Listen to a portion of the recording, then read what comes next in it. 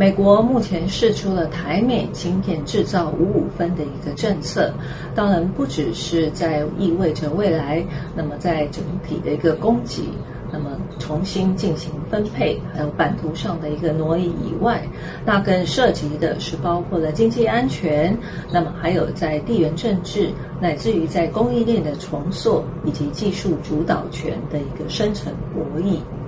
那么美方当然是希望能够重新去定义所谓细盾它的一个意涵。过去细盾当然是台湾呢长期拥有的一个优势，而美方希望改变这样的一个状态，而成为是一个台美那么共同拥有或共同承担的一个这样的一个现象。也就是说，美方必须要确保它能够在当地拥有足够的半导体的生产的能量，那么以及产能，来因应未来如果台海之间出现任何的地缘政治的方面的一些变数，那么美方就能够在当地能够生产足够的这个晶片来供军事上的一个使用。当然，这样的一个新政，其实对于台湾来说，恐怕还是弊多于利的一个态势。以有利的部分来说，当然主要是能够化解那么中长期，那么台湾一直面临到的地缘政治上的一个风险。那么也就是说，能够透过这样的一个新政，那么将台湾呢从过去半导体制造的独有的一个供应商，那么转换为跟美国是这个战略上的绑定，而且是在这个技术上是不可或缺的一个合作伙伴。那么同时短期之内，在这个台美的对等关税，那么也有利于台湾的这个对等关税能够压到一个比较低的一个水准。但是中长期来说，其实对于台湾半导体所产生的负面的一个后坐力还是不可忽视的。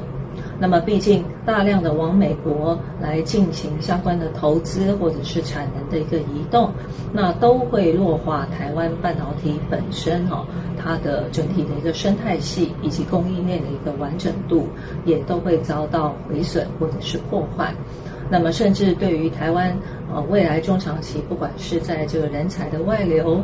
或者是在就业、出口、投资，或者是周边房地产的一个拉抬效果，都会出现那么比较明显钝化的一个态势。那么所以这样的一个新政，那么当然对于台湾的整体的一个半导体，那么或者是台湾在技术上主权的一个拥有，这个部分恐怕都会遭到一个影响。那么这个样当然也意味着全球的一个半导体，那么将会从过去的营运模式，就是主要是以比较高的一个效率，那么高度集中在台湾生产的一个模式，那么转向为高效率，那么以及在这更强调韧性的一个分散这样的一个策略。那么这样的一个变化，那当然对于台湾的半导体业其实就会产生那么比较负面的一个效应。所以后续的一个政策的一个变化，以及台美之间的这个谈判的一个状况，那么当然就是后续市场必须要持续来关注的一个非常重要的一个议题。